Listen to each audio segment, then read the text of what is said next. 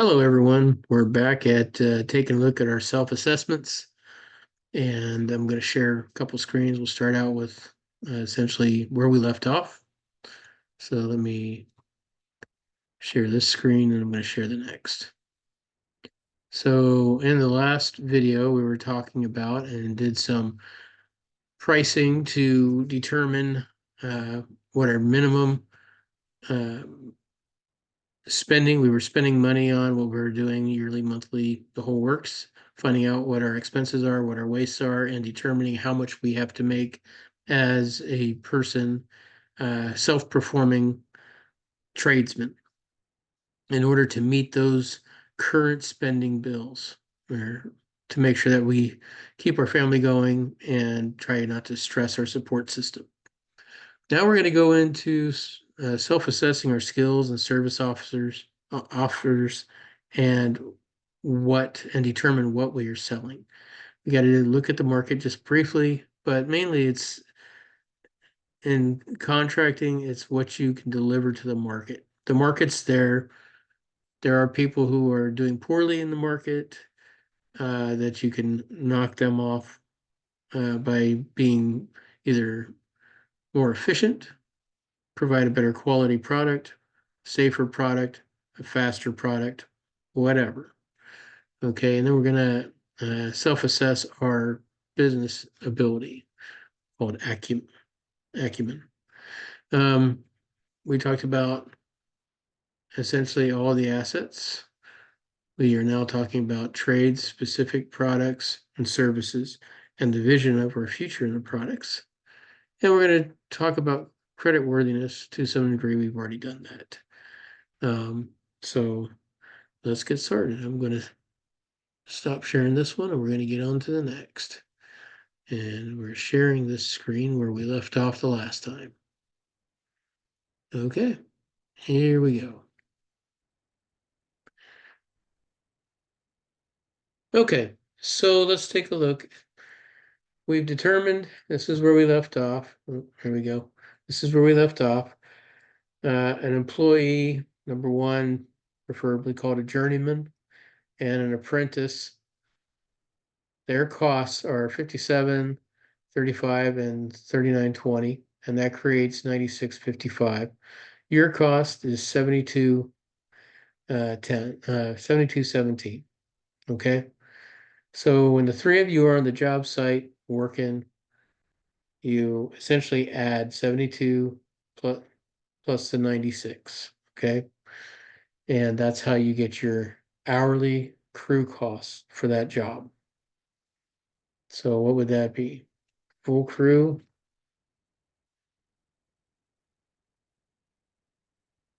is simple, equals this plus this. Boom. So your crew has to make a minimum of $170 an hour, if you will, of production in order to earn their keep per hour. So times 8 hours equals this times 8.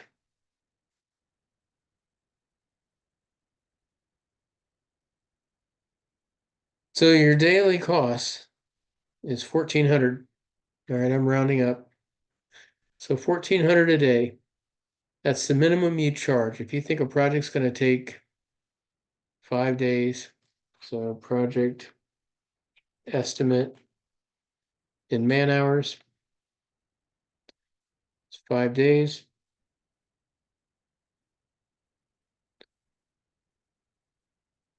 Equals this times 5. That's your labor burden for the project, plus materials. Let's say it's 2,000 for materials. You got to get equipment. I'm gonna probably make all this money right now. So let's say you're renting equipment, $560 for equipment. All right, what else? We gotta take trash out, so that's $120. Let's just say it's not a whole lot of trash. And we're gonna sum that up. From there to there. And this ends up being minimum.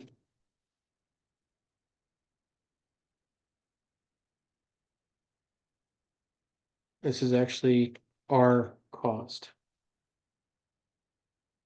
for the project.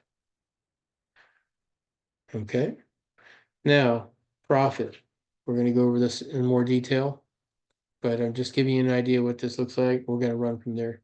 So our profit would be, let's see, overhead. So our office cost is say 10% of that. And I know it's gonna be more, but I'm just using 10% equals this times 10%. Okay, so that's our overhead. That's gonna cover our office costs. That's our indirect overhead. We'll go over direct and indirect overhead further along in this. And our profit is gonna be, let's say 15% equals this times 15% equals that, and we're gonna do our total bid is the sum. Oops, sorry, I forgot the equal sign. Is the sum of these guys right there. Boom, boom. And then our taxes. I'm going to use 10.6% just for fun equals this times 10.6%. Voila, that goes there. And total proposal equals the sum of those. You don't have to do it quite like this, but this is how I'm doing it. All right, so that's the proposal that you give to the customer if it's straightforward. All right. Now, this piece here is all fine and dandy. You're negotiating with your neighbor. This is straightforward. You got our costs. You're adding a profit and overhead. That's our bid. That's our taxes. There we go. Okay, so we got materials.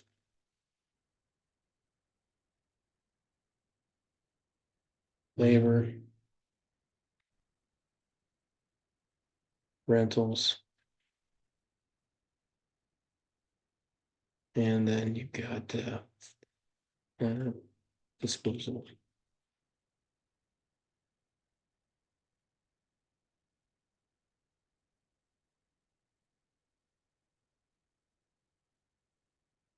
And I don't know. I should not have done the bottom of that one. So let's pull that one out.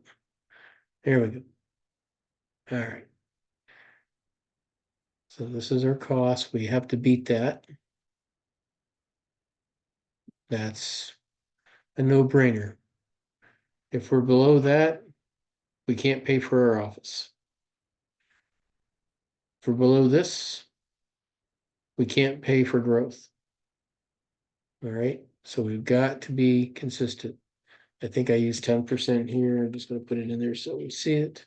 And I think I used 15% here.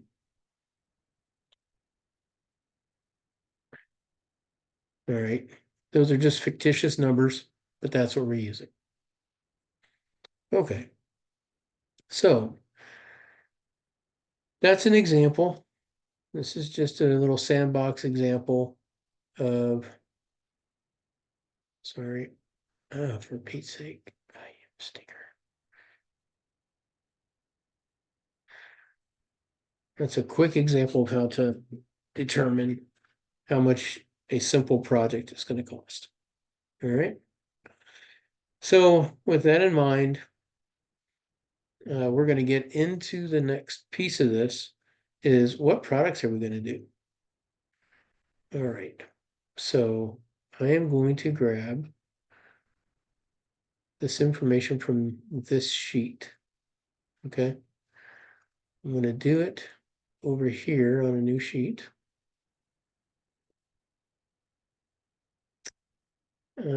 Sheet.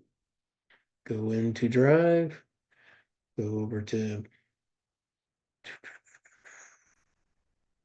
where are we? Incubator development, business. We're going to start a new sheet. All right, boom, new sheet. We're going to call this services.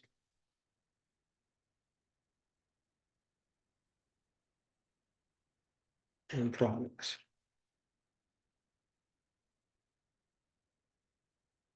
Okay, there we go. Services and products. I'm going to get a data sheet. I'm going to show you how to pull the information over. So go back to this form. I want to copy to existing spreadsheet. Okay, so I'm taking this page and I'm going to go jam it over into the services. All right, I'm going to click on that. I'm going to insert it. Okay, go over here and there it is. So I don't need any of this other stuff. I want this information. There we go. Another way to do it, I'm going to show you another way. So I'm deleting the rows to make all this look a little better. All right, so that's our wages. So now we're going to say this is our wage worksheet or sandbox. I like sandbox because you get to play around with it. Worksheet's the same thing, but I use worksheet for other things. So another way of doing this is to say, should I go into it? No, I don't want to go into it because what will end up happening is you'll spend most of your time programming these sheets when you need to spend most of your time working, actually producing money, producing products. So I'm going to delete this sheet. Let me delete this sheet. All right, this sheet is products and services.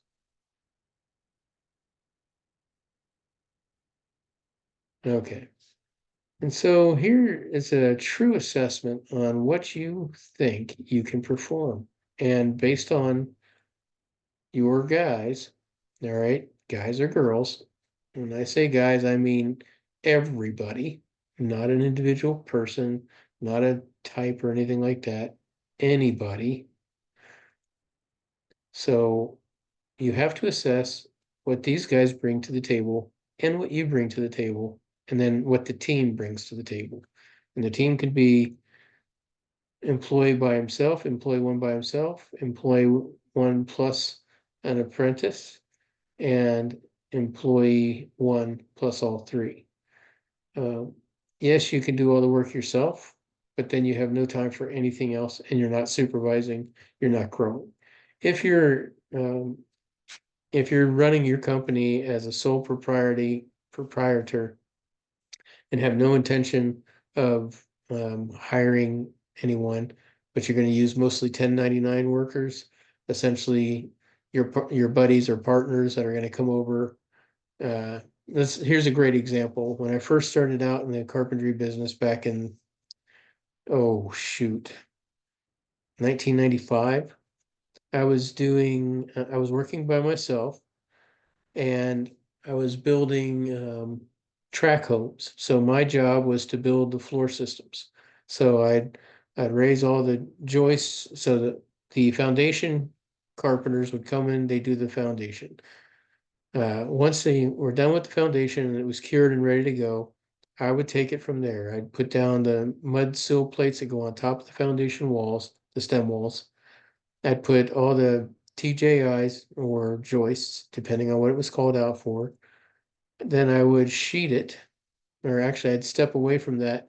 The insulation contractor would come over, put insulation in, then I'd step back onto that same foundation. So when I stepped away for the insulation guy, I went to another foundation and started the process there. He had a day to get his insulation in. I'd hop back. He was ready to jump over and do the other one. And so that's how we did piecework. It's a very efficient way, but you're working by yourself. Um, very rarely did we help each other. The only time we'd help each other is when the wall guys were getting ready to raise a wall. So two guys would be building the walls. One guy would build floor systems, two guys would build walls. We had the general contractor had the grade all forklift or oh, I forget what they call it. Anyhow, they'd have the forklift and they'd have a forklift operator that would come by and manage putting materials on and off sites and putting beams up and stuff like that. Whereas that was it. Floor system was all me. So for several hundred houses, I'd build the floor systems, they'd build the walls, etc. So I'm working by myself. In that case, if that's what you're doing, that's perfectly fine, but you're going to treat this a little differently.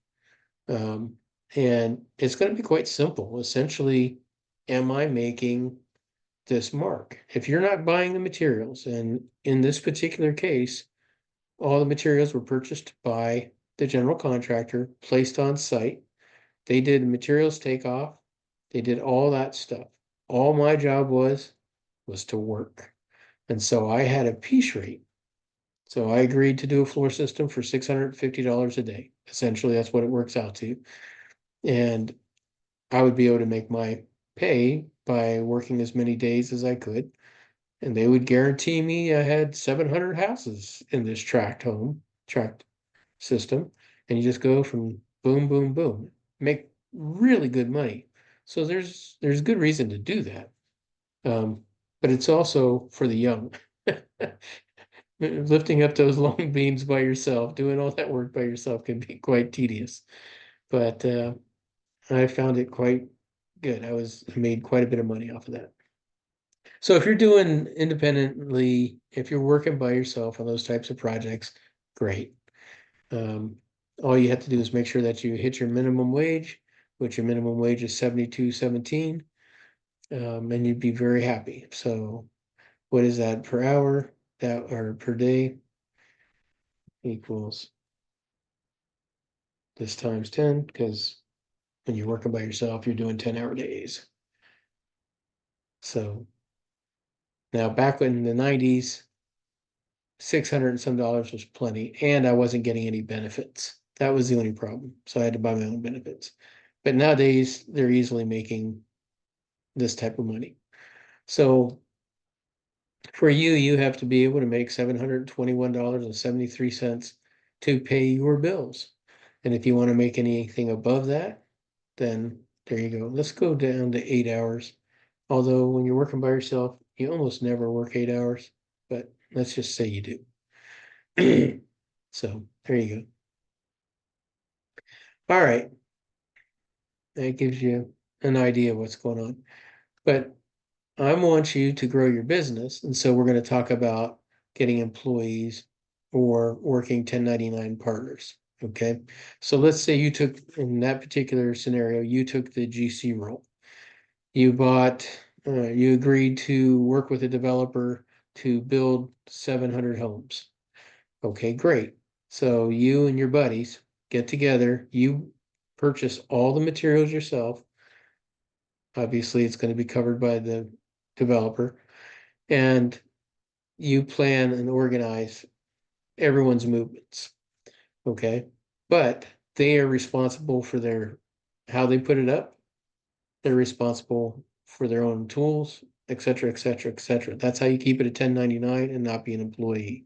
Once they, especially in Washington, if they become an employee where you're directing their movement versus giving them a set of plans, then you're the employer. and the relationship changes, and you're responsible for a lot more than just the 1099 their wages. So you're going to be in a world of hurt if you don't keep it crystal clear that relationship is a separate type of relationship.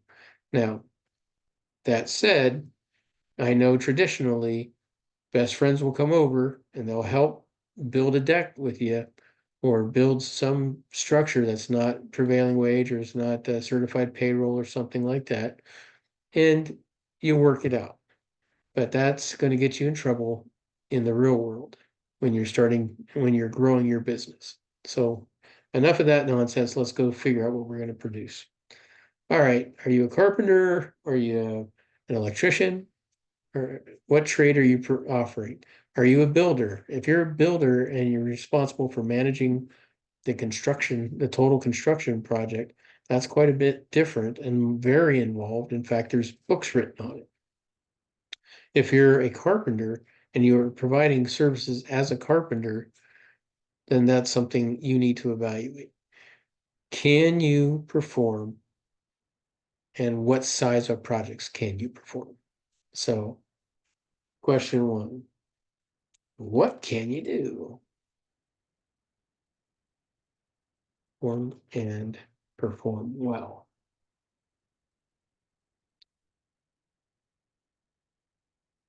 So what does that mean? So we can all perform something, okay? I'm a fair finish carpenter, right? I'm going to use me for example. I'm a fair. Let's talk about finish carpeting.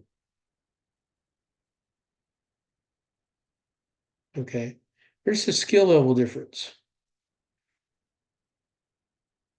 I'm fair. I can get a fairly tight joint. I can get all the materials cut. I can do. It takes a little more time for me to do crown molding, and it takes no time at all for me to do basic butt joints for wood base, square trim, all that nonsense, using basic stuff. So I'm fair and putting in cabinets and things like that that are prefab cabinets. I can get all that in. The difference between being fair and good is, well, number one, quality of the install. So I might have to use a little more caulk than someone else where your infills go against the wall and where they go against your cabinet. Okay, painted cabinets, not a big deal. Cherry wood cabinets, bigger deal, much harder to work with. And so I wouldn't necessarily say that I'd be the right choice. So great or master is someone who can put together all the wood connections, all the joinery, everything to perfect or better conditions. I am not that person. I am more happy being a rough carpenter, and I'm very honest with myself and everybody else. If I have to get a house built that is a jewelry box, it is not me. And that's the attitude you have to have. What can you perform and what can you perform well? And it's okay to be a fair finish carpenter if that's what you're providing. If you're working for middle class to houses, be a fair to good carpenter and finish carpenter. If you're working in high-end homes, high-end law offices, anywhere where there's a substantial amount of money that people are willing to put out and pay for that perfection, then and make yourself great if that's what you love to do, and be perfect at that stuff, and you'll get paid very well. Um, if you're a fair carpenter, you'll get paid fairly. You can look at it that way. If you're a good carpenter, you get fair plus in pay. If you're a great carpenter, you have a smaller market, but you get a heck of a lot more pay. And your reputation is everything. Okay, let's talk about rough carpentry. I'm excellent at rough carpentry. Rough carpentry, it's speed over joinery.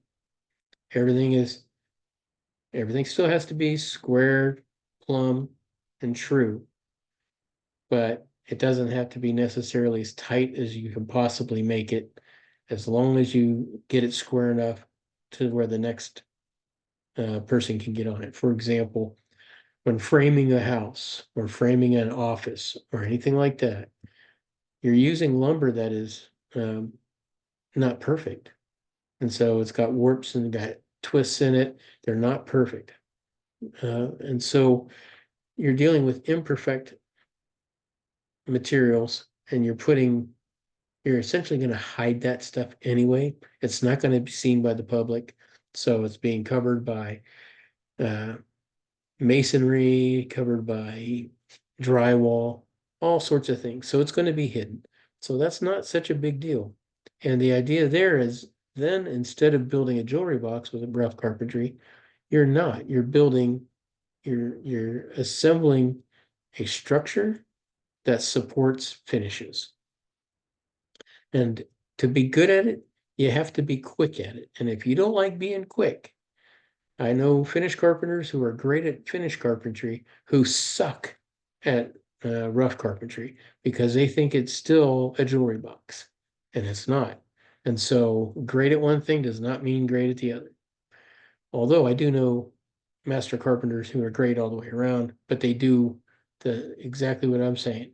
They look at rough carpentry and get it tight within an eighth of an inch or so, whatever the tolerance is. When they look at finished carpentry, they get it dead on, or they throw out the piece and recut it.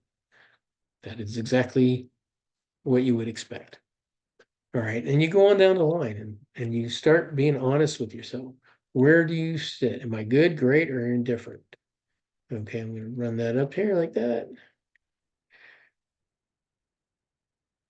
And let's kill this road. I don't need that.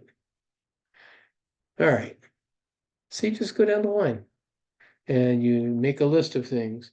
Builder, and this is GC type of stuff where you're in charge of the whole project and you know how to sequence from the purchase of the land, and not necessarily the purchase of the land, but I'm going to take you all the way back to the purchase of the land, to evaluating the land with the design team, to get the right permits that you'll need, all the right testing, everything that goes along with it.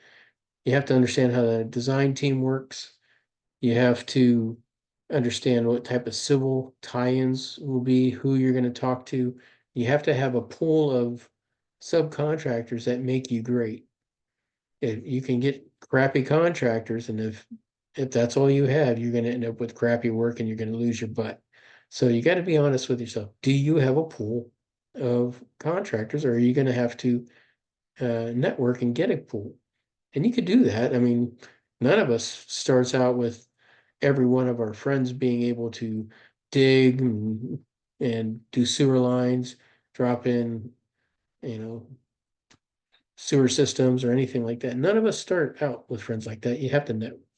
So if this is what you want to do as a builder and you have the knowledge and you know how to read plans, you know how to sequence things, you know all the way up to the very top, and you've done it a few times in your previous life before you decide to become your own business, great. Be honest with yourself. Are you good at it? Are you great at it? Where are you weak at? Okay. How to improve. Let's say go to classes, local college. All right. AGC, any association, AGC, I think it's ABC, and there's others, but you get the idea, right? All right, you just go down the list. What are you good at? Okay, let's say you're an electrician. I like residential electrician, electrical. Okay. You don't want to play around on the power lines out in on the street. You want to stick to working on multifamily on down and some light commercial, that's exactly what you do. If that's what you love to do it. You can make plenty of money doing it and have a really good living and then go on from there. And then maybe you prefer being out in the wild and getting these high power lines, working on the high transmission lines, or maybe you prefer working in the wilderness or in helping people where a hurricane comes through and devastates an area, and you want to help bring that area back, power back to that area, and that type of thing. And maybe you want to be out on the power lines. I know a couple of people who that's the only thing they want to do. They don't want to be in a building, and so you have to assess that too. So and maybe you like that kind of risk. And it pays very well. So maybe that's the reason why you're doing it. Who knows? But you got to be honest with yourself about it. All right, so you do this self-assessment all the way down through. I'm not going to keep going on this. And then you decide, okay, I'm I'm going to go with me. I am okay with here. Let me add it. I suck. Oh, undo. I want to add an insert column to the left. Lousy. All right. I'm gonna say I'm fair at residential electrical, but transmission, there's no way in hell. Transmission line work. Uh, and let's see, to the left of that, no. And you can just go down the line and do stuff like this, okay? Um, I'm great at this, and I'm good at this. Okay. Assemblies. I'm pretty good at this. All right. You just go down the line. Once you get a good idea, consider these lanes. So the no lane, the lousy lane, the fair lane, good lane, great lane. Once you get into these areas, that's when you start to decide, okay, I'm great at being a builder. I know how to get the process from the very beginning to the very end. I know how to communicate with all the players in between, including designers, inspectors, municipalities, the whole works. I'm not boasting. That's what I'm good at. So great. That's what I should be doing. I should not be starting a finished carpentry company unless all my friends and all the other people that I know are finished carpenters. Because that might be a good reason. So one thing that we do look at um, when I'm working with other customers, clients of mine. So let's say uh, there's one um municipal contractor that I work with, essentially prevailing wage contractor, Public Works. And she likes, if you will, her background is business management. Very little I mean, she knows enough about the contracting side of things. She knows how to read contracts and do all that type of stuff. She knows quite a bit about the construction process, but she's not a great rough carpenter. She's a lousy finish carpenter. The answer, in fact, she doesn't even want to do finish work. Um, she she would much rather hire that out to someone who really is good at it and who likes doing it. And so that's what she does. So when she gets a crew of folks, she analyzes what they can do and decides how she's going to market them. So let's say she's hired a few guys to do some work, guys and girls, to do some work, and finds out that one of them is exceptional at marine carpentry, okay, working over docks and things like that. So the next step that she says is, okay, well, there's a market out there. She tells her estimating team to chase some of that market. We're going to take advantage of this employee's skill and his reputation. So we'll reach out and just do that. And that's exactly what a business um, manager does. That's what you're going to do too. You're going to look at your people and you're going to adjust what your products are and your services to your crew. So apprentices, you're going to train them to be whatever, but you're going to look for talent. If there's no talent in them, no desire, and no get up and go, and all they can do is sweep, they better be the best sweeper there is. Okay. And that's perfectly fine because maybe we all need great sweepers. So that's perfectly fine. They have a place on the team. But that's what you have to do. You have to evaluate it.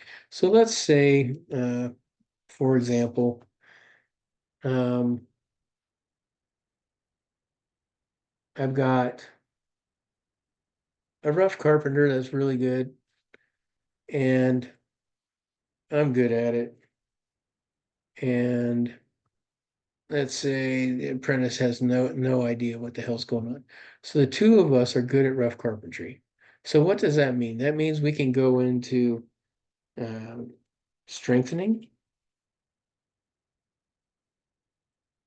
wood structures. We can go into framing, wood framing or whatever. Um, we could work with uh, remodels,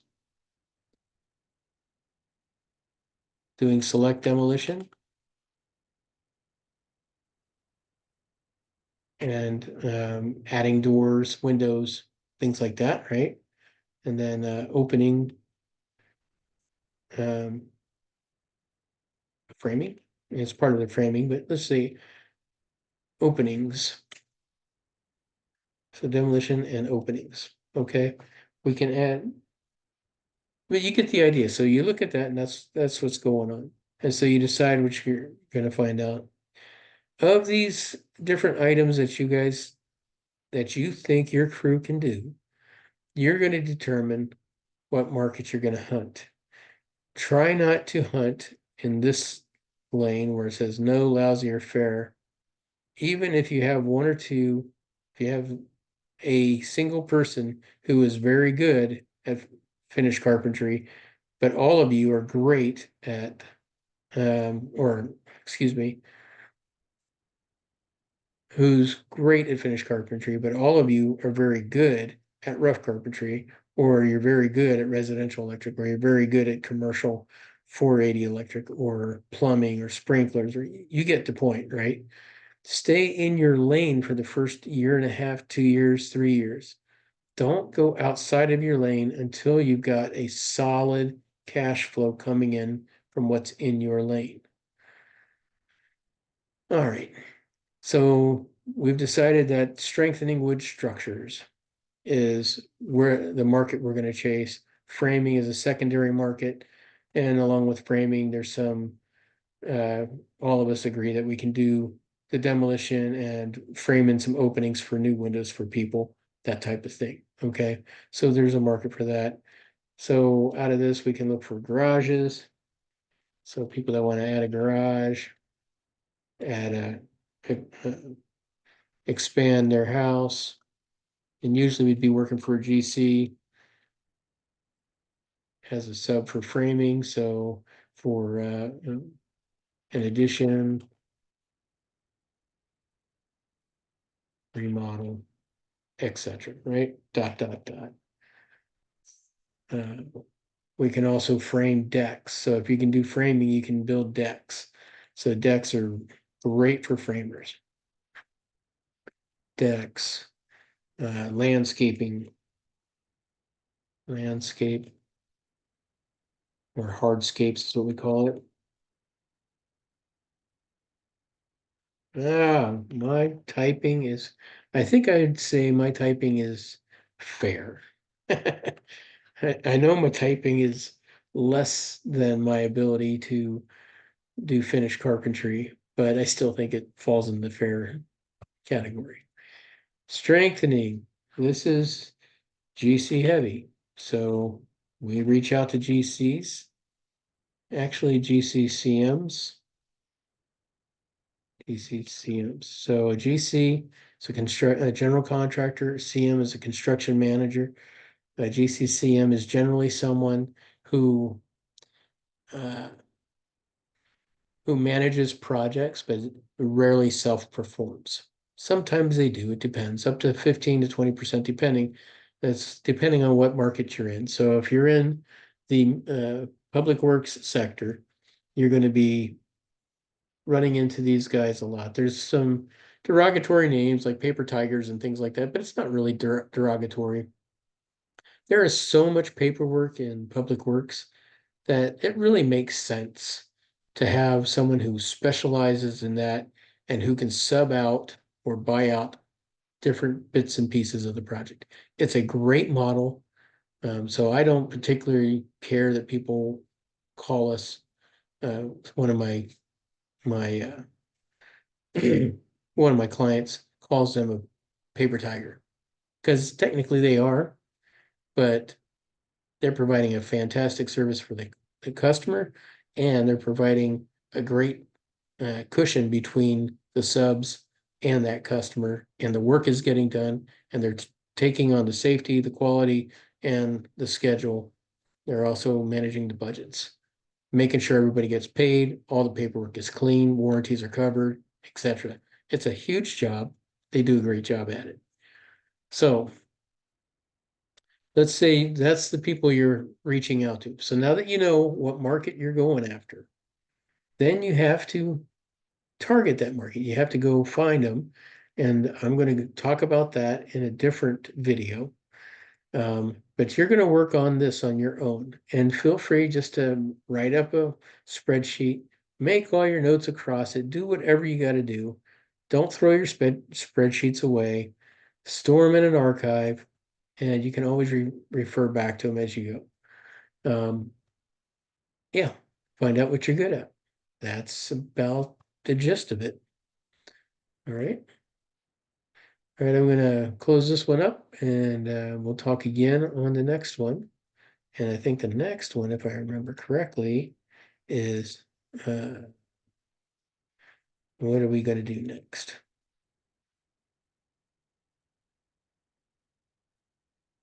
Talked about credit worthiness. I think it might be time for us to actually get you working.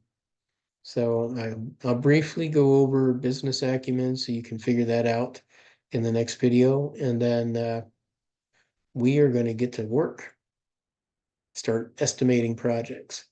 And this is the getting started, getting your company set up and going. And then we're going to start apprentice level 1. Yeah, I know, lots of words here to get your company started, but that's what we're doing. So see you at Business Acumen coming up next.